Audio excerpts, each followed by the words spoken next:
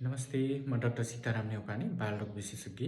धेरैजना अभिभावकहरूको बच्चाको आमाबुवाहरूको कन्सर्न के हुन्छ भने मेरो बच्चाको तौल पुगेको हो कि होइन, आइडियल हो कि होइन, अथवा कम भयो कि के खुवाउन पर्ने हुन्छ भनेर सोधिराख्ने गर्नुहुन्छ।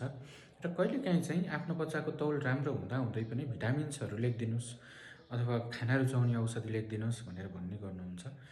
त्यसमा म तपाईँहरूलाई साधारण केही सूत्र अथवा जानकारी दिन्छु, जसको कारणले गर्दाखेरि तपाईँहरूले केही नभए पनि मेरो बच्चाको तौल यति हुनुपर्छ है भनेर चाहिँ जानकारी राख्नुहुन्छ। सुरुमा त 2 वर्षसम्मको बच्चाहरूलाई आफ्नो जन्मतौलको आधारमा हेर्ने गर्नुहोस् है।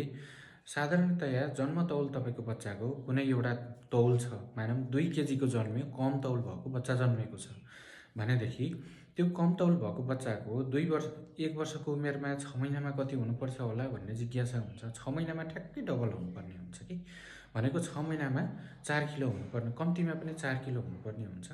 त्यस्तै गरेर 1 वर्षमा 3 गुणा हुनुपर्छ, अथवा 2 किलोको बच्चा छ भने 2 तिया 6 अथवा 2 गुणन 3 गर्दाखेरि 6 आउँछ, 6 किलो हुनुपर्ने हुन्छ। र हामीले कतिपय पेरिफेरीमा हेर्दाखेरि चाहिँ बच्चाको तौल कम छ, तपाईँकोलाई चाहिँ पोषण केन्द्रमा राख्नुपर्ने हुन्छ, अथवा तौल धेरै नै कम भयो, बच्चालाई एकदमै समस्या छ भनेर रिफर गरिराख्नु भएको हुन्छ। र बुझ्नुपर्ने कुरा के हो भने जन्मतौल कति छ। कहिलेकाहीँ बच्चा आमा बुवाको कदै सानो भएको कारणले गर्दाखेरि सानो बच्चा जन्मेको हुन्छ।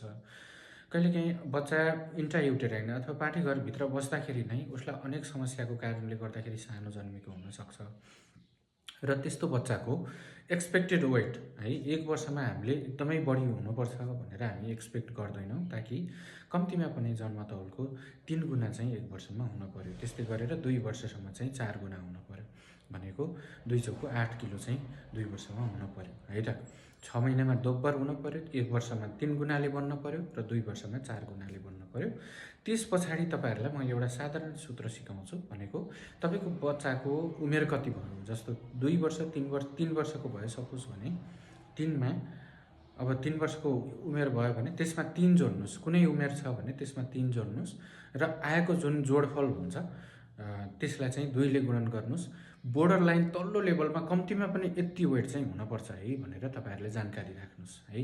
सपोज तपाईँको बच्चा 4 वर्षको हुनुहुन्छ, 4 वर्षको बच्चालाई चाहिँ त्यसमा 3 जोड्ने भनेको छु, 4 र 3 जोड्दा 7 भयो, इन्टु 2 गर्दाखेरि 14 किलो, तल्लो बोर्डर लाइन कम्तीमा पनि 14 किलो चाहिँ हुनैपर्छ भन्न खोजेको है त।